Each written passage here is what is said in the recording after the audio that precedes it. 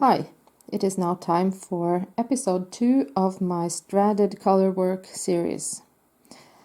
And in the last episode, where I spoke about the basics of colorwork knitting and how you get started, I may have briefly mentioned that I like to keep the same color on the same place on my finger when I knit, so that in this case I am consistent in keeping the main color closest to me and the pattern color the farthest away from me.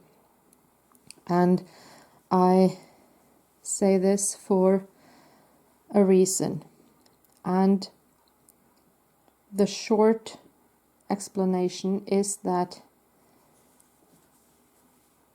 you have to do this in order to get an even good result.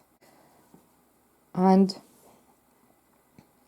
an expression that comes up when talking about stranded color work in knitting is color domination. And this is what I'm going to talk about now. And what I am going to do now is first to show you, and after I will explain. So in this part I have been consistent in keeping main color closest to me, pattern color away from me. And I'm quite happy with how this looks. I think this is even. I would have no problem showing this to anyone. And what I'm going to do is simply to switch places, and I will knit a while the same. I will continue to do the same pattern for 5 or 6 rounds, but now I will be consistent in keeping the pattern color near and the main color away from me. Everything else will be the same. I will try to keep the same tension. And when I have done these few rounds, I will get back to you with how that looks. So far it looks good, I think. But I will in a second get back to you with how it looks and explain why.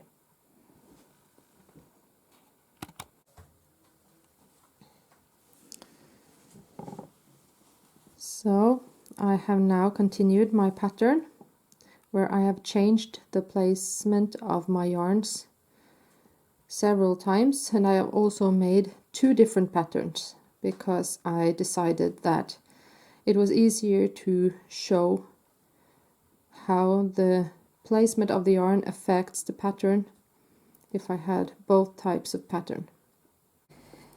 First of all, we can have a look, and I think we can agree that something has happened. It is not as even as it started out. Here you can see my first rows, and I was quite happy with those. And then I changed where I held my yarns. I started off like this with my main color closest to me, and here I changed and I held the pattern color closest to me, and here I have changed again. And so you can see that these few rows here also look even. A little different from these, but I would be happy with both these and these. The thing that catches my eye is the row where I did the change. And you can see it even more clearly here. And here I have changed again, and here you can see a change where I changed color for only 4 stitches. So I think just by looking at this you can say that it really doesn't matter which color you keep closest to you, but you should be consistent, because you wouldn't notice the difference between this and this if it was the same all the way, but you notice the changes. So if you have a lot of changes of the placement of your different colors, you will get an uneven result.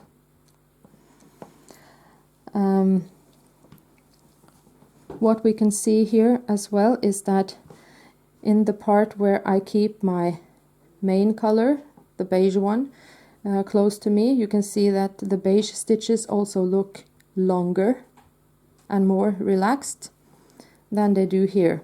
Here I have changed and the beige color is away from me, and you can see that the stitches here, they are shorter and they are pulled a bit more apart. And here you can see another effect of the same. I have started off here the same way as here, with my main color closest to me and the pattern color away from me. Here I have changed to keep the pattern color close to me, and here I have changed back. And what we see here is that it becomes very clear that when I knit with the beige yarn closest to me, these stitches appear larger and they almost place themselves over the others, and here the opposite. And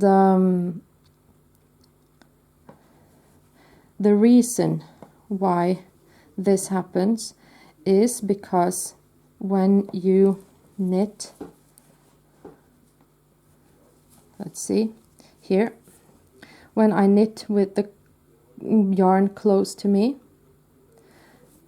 it is already placed close to my work. But when I knit with the color away from me, this yarn has to, I'll try to show you, will have to cross over. So I will spend or use more yarn on the wrong side with this color. So if we say that I keep this with equal tension and I use an equal amount of yarn for every stitch, more of the yarn will be spent on the back or the wrong side with this color that I keep away from me, making the stitch a bit tighter on the right side.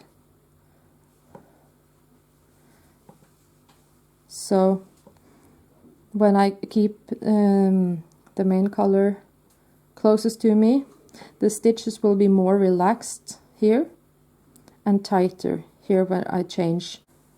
As a rule, I like to always knit with the main color close to me and the pattern color away from me. Personally, in almost any case, I think the result will look better then, and it's okay to have a rule to use to make it easier to avoid mistakes like this. Reasons for changing and knitting with pattern color closest to me would be if here I have the dark one is my pattern color. If I were to knit only 1 or 2 stitches like this to make them not disappear into the main color, I could change for that section of pattern just to make them stand out a bit more, like here. Or if I used, instead of this dark pattern color that has a high contrast, if I used white, which would have a low contrast to the beige one, maybe then if I was knitting a delicate pattern or with only a few stitches, that the white would appear stronger or bolder if I kept the white one close to me. So, but this, if you make a rule that you are consistent in, for example, keeping the main color closest to you, then you have something to work from, and you can change if you like for patterns as I just described. So, but this is mainly what people are talking about when they talk about color dominance or dominant color in knitting. I would prefer, again, to call it dominant stitch, because it is really the stitch that is bigger. And if I was knitting with two yarns in the exact same color and I did the same things, I would get the same result. These stitches would still be bigger than these, but because of the lack of contrast, it would not be as visible. But it is the size of the stitch that is dominant and not the color. So that's it for the color dominance or stitch dominance episode. In episode 3, I will make a different type of pattern which makes longer yarn floats. Here, these strands on the wrong side, I call them yarn floats, and when they get longer, they can make it difficult to get an even result, and it can be easy to catch a finger in them if they are too long, and that I will talk about in the next episode. Thank you for watching.